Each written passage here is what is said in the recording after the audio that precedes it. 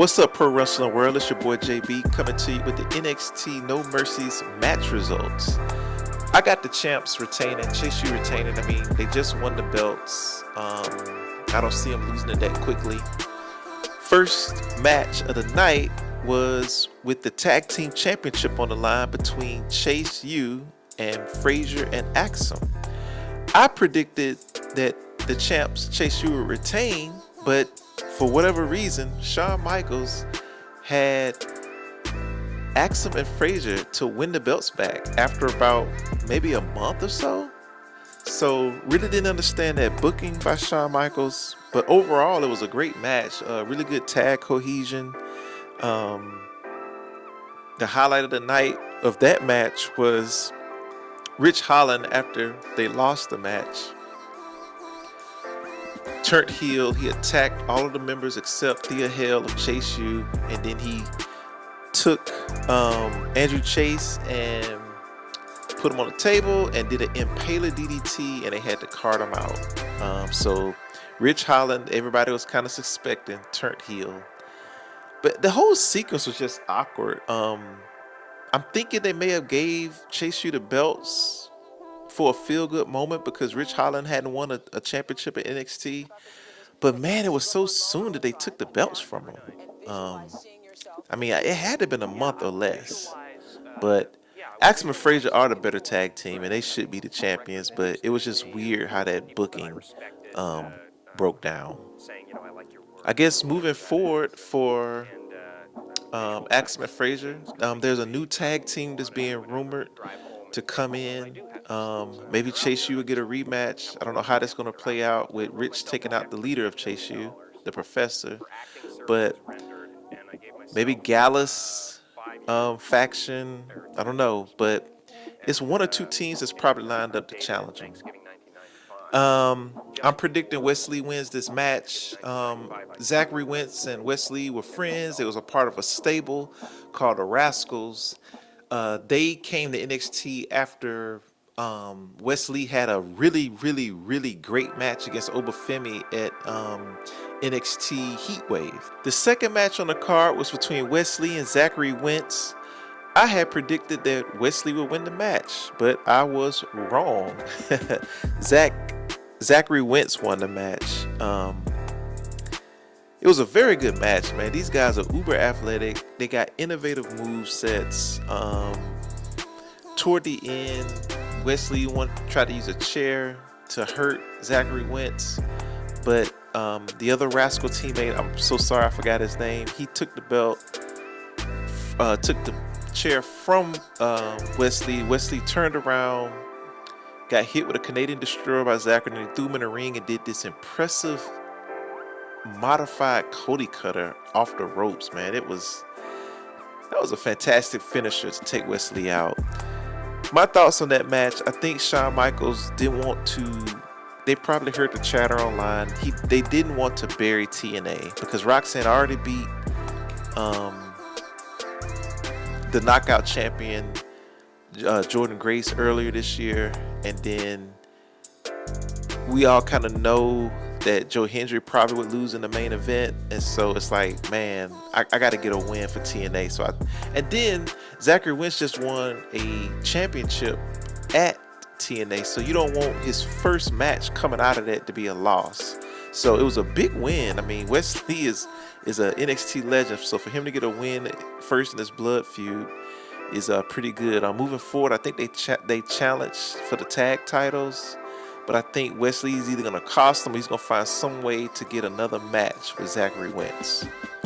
My prediction here is I have Lonnie retaining.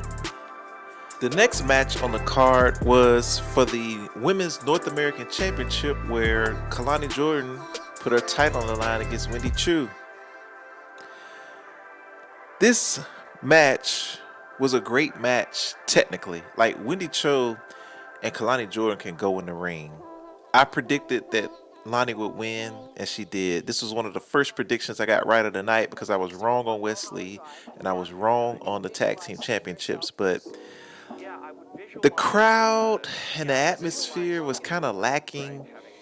And even though they're great in the ring, I think this is largely because Wendy Choo character isn't really believable yet amongst the NXT faithful. I mean, they cheer for it and do the Wendy, but her character needs to be more developed. Like she can go in the ring, but she still hasn't explained her character yet. I mean, she completely changed character and nobody knows why, and nobody knows her motive and the things she does in those backstage segments. So Sean has to work with Wendy, and Wendy has to work with the creative on finding her character arc, because right now it's just not really, it's a little unsure and it's a little vague. So we need the character work, and I think crowds will get more engaged in her matches. Kelani Jordan needs a gimmick. Like, right now she's just a good babyface champion. Like, she needs some type of a gimmick other than just putting on good matches. And I think that's why that match kind of, now the match with Sol Ruka and her was absolutely sensational, but Sol Ruka is full of character. She's full of aura, right? So Lonnie needs to get to that level. She needs to get a little bit more of a gimmick, but she's a great champion, great champion. And she's got a lot of competitors. I mean, some women from Fatal Influence need to challenge her. Tatum Paxley needs to challenge her. Maybe whenever Stephanie Vacour, I don't know how they want to play that up, Stephanie could challenge her. She got some challenges lined up, so I'm looking forward to what's lying ahead for Kelani Jordan. I think Tony D'Angelo is an excellent next component for Femi, and maybe they get in maybe like a 3-match feud, because I don't know what's left for Femi. The next match of the night was Femi putting his title on the line against Tony D'Angelo and the family. I predicted correctly on this match that Femi would retain. Femi and Tony D'Angelo put on a sensational match, man. Good physical match. It finally got the crowd going, because the crowd was kind of like, meh, until this match took place. Obi did his thing, man. It was a little bit of distraction on the outside with the family. Femi tossed them out the way, came back in the ring, hit Tony D with 2 vicious power bombs, and just laid Tony D out and got the pin. But Tony had a great showing. At some point, Tony needs to probably win a championship, whether it's the Men NXT Championship or the North American Championship. Tony, he's a great performer, but nobody's beating Oba. Oba is the ruler for a reason. Oba, I said it in my preview, my prediction video, that anybody pinning this man won't even look believable. He needs to just hold the belt until there's a credible contender. You might have to start bringing in some people from the main roster. Femi is just on a different level, man. I stand firm.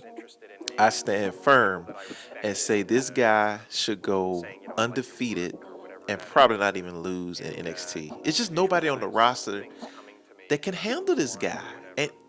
And it looked believable. Femi needs to go undefeated and vacate the titles. Have an Oscar-like send-off, because this dude, sensational. What's next for him? I don't even know, because the person is going to lose. Maybe Tony D can re-challenge him. Maybe they get in like a little feud, but Tony D re-challenges him.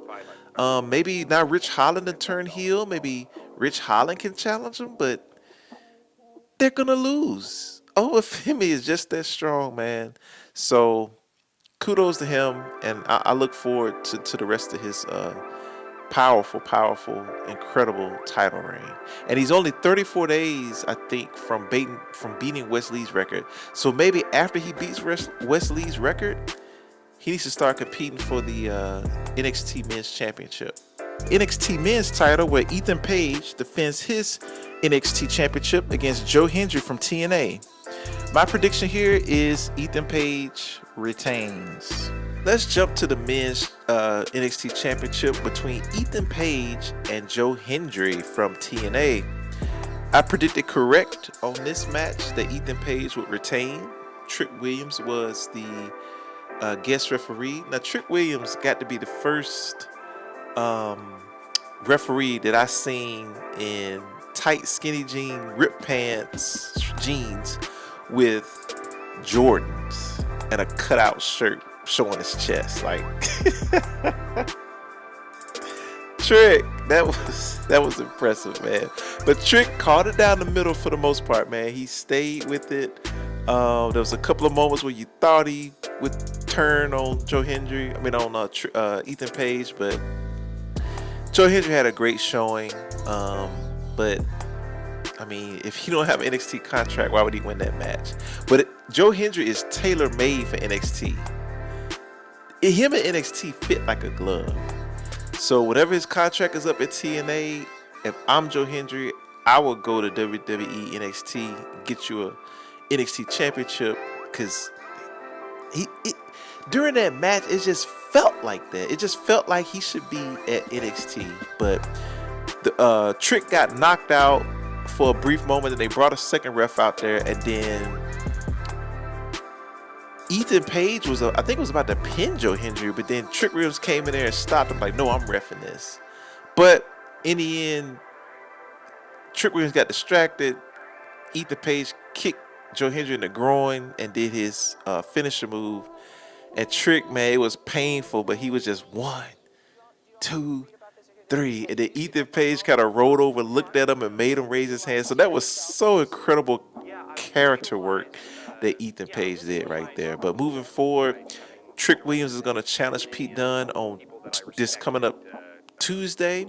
And then Trick Williams should probably be Ethan Page's next opponent. And I think maybe after that, maybe over Femi, maybe, I don't know. They got to start lining up some guys. But I think Ethan Page has a really good title run, and I'm excited to see what he does next. My prediction here is obvious. Pop Rocks. Roxanne Perez is retaining.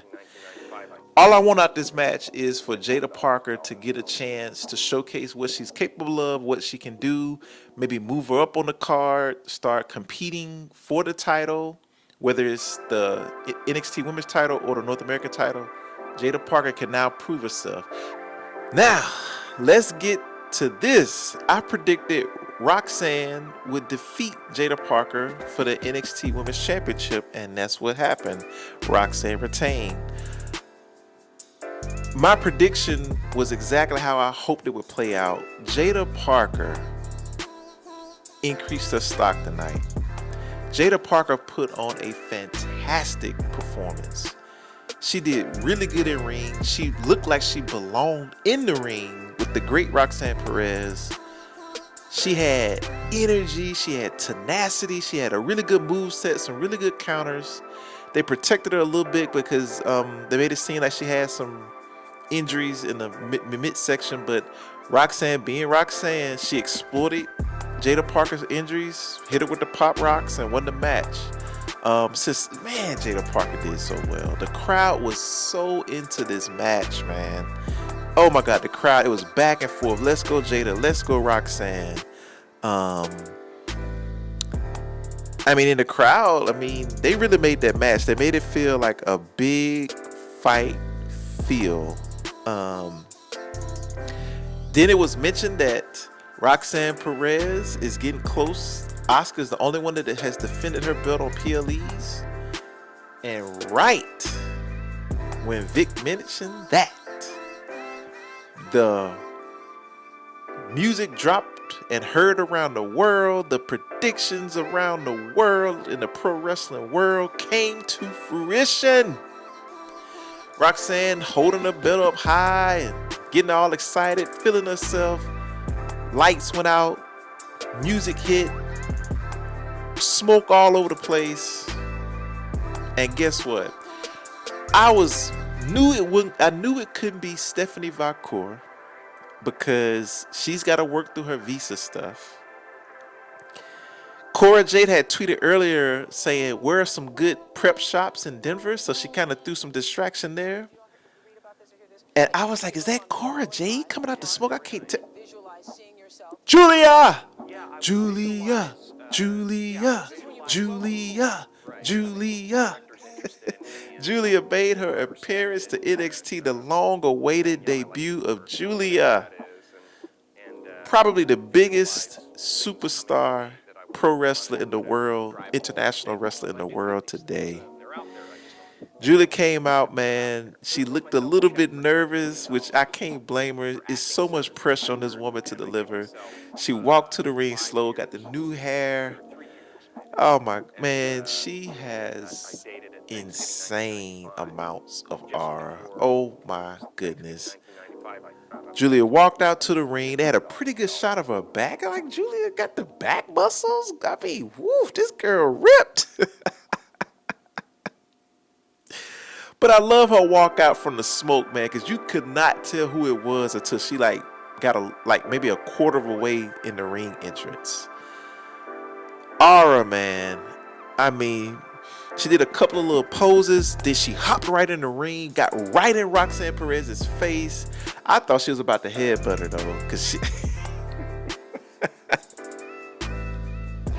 I thought Giulia was about to give Roxanne a good old headbutt, man. Oh my gosh. But it was so great she made the debut. It was highly anticipated. All I can say is Giulia is supposed to be breaking all the Oscars records. That was the word. She's going to be absolutely incredible. This is exactly what the division needs. It's what NXT needs right now.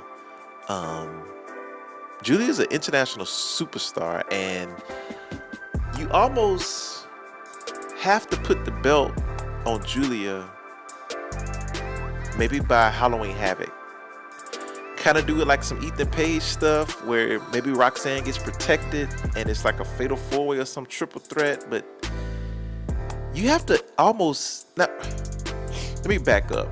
Roxanne is on the second best, and I got to say second best because until anybody goes undefeated like Asuka did and have a dominant run, Roxanne has the second best NXT run in NXT history. Giulia may shatter that. And Roxanne was so good that they had to bring in people from the outside, like Jordan Grace, the TNA Knockout Champion. Had to bring in Chelsea Green, and I mean, she had an incredible run. Beating Lyra Valkyria wasn't easy. Beating the knockout puncher and kicker and striker in Lola Vice. I mean, that was a great technical match. Roxanne Perez, you did incredible. I wouldn't be upset if maybe they have it to where Roxanne maybe wins the first match and Giulia wins the second one, but all I know is Giulia has to get that belt immediately. And then I want Roxanne shot up to the main roster because they need Roxanne so bad at the next level. But overall, Giulia sent chills up my spine. I went back and replayed the match, replayed her entrance like 3 or 4 times. That's just how insane she is. I want to make sure I didn't miss none in these notes. But I liked her theme music. I really like Giulia's theme music. I'm happy that they kept her name. I did not want her name to change. The hair was a nice little switch up. It's everything I hoped for. And the NXT women's roster is finna be insane. We still got Stephanie Valcour. You still got Delta coming. This is finna be generational, man. This is finna be generational. And then with Giulia going straight for the NXT title, I don't know how they want to play when Stephanie Valcour gets there. Maybe she goes for the NA title. I don't want Stephanie Valcour and Giulia interacting right off the bat. I don't want that at all. Or if they do interact, it just need to be some backstage segments. That match should be held for Stand and Deliver next year. I'm hoping. But overall, man, absolutely fantastic debut for Giulia. And got right in Roxanne's face. I'm talking about what? What you finna do, Roxanne? I'm here. Let's get it. I mean, Giulia had that kind, like it was this sweet, soft, I'm happy I'm here, and then what up? What up, Roxanne? We can do this right now. Whoo! You see how pumped up I am. So overall, I thought it was a really good PLE. I got 4 out of my 6 predictions correct, which I'll take 4 out of 6. I was wrong on the Wesley match. I was wrong on the tag title match, but all of the champions retained, which I thought. the show, I mean, the tag match opened the show, came out. It was pretty good. The Rich Holland heel turn was a decent twist, but the Kelani Wendy match was you know. The Wesley Zachary match was good, but it was like So it was a 2-match lull there, until the crowd shot up with over Femi. So I was rating it. I had the show at a 7 until the over Femi match got me to an 8. No, the over Femi match got me to like a 7 point something. The Roxanne Giulia stuff, the match, and then the debut got me to an 8.4.